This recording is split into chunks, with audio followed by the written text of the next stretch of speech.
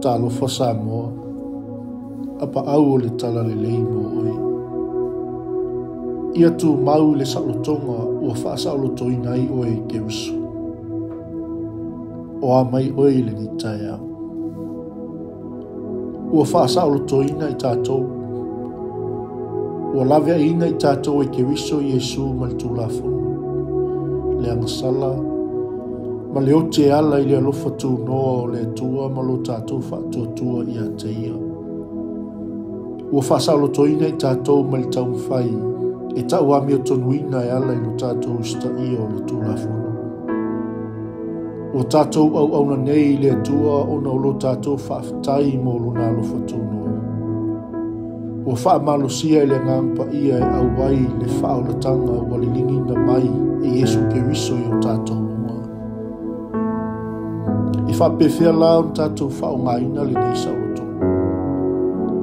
Ua te tau nei on tātou whatangaina i tātou lava. E le toi amuina i le amu le polo. I le angasala po le tausia ino o tū la fono.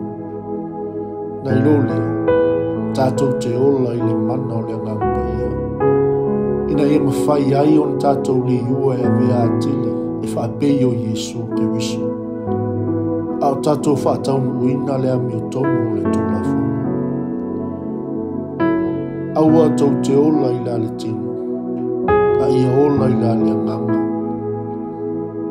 O le nei, ia o tautu mau le saulotonga ua whaasauloto mai ai ke wiso i a tautou.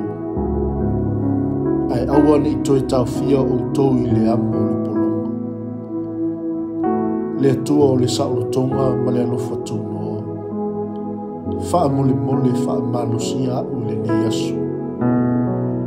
Ina ia o malama ato toa, maola i le paia, a o uola i le saulotonga ua e fwa ina mai.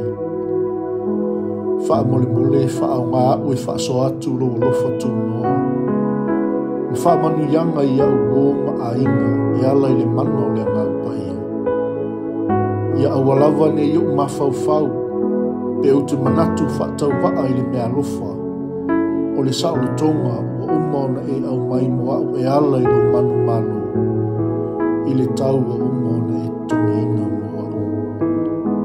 I le suafa o Yesu wala tuaila mātou tau. Ameni. Manuia, whaiva malawa sino le nei asu.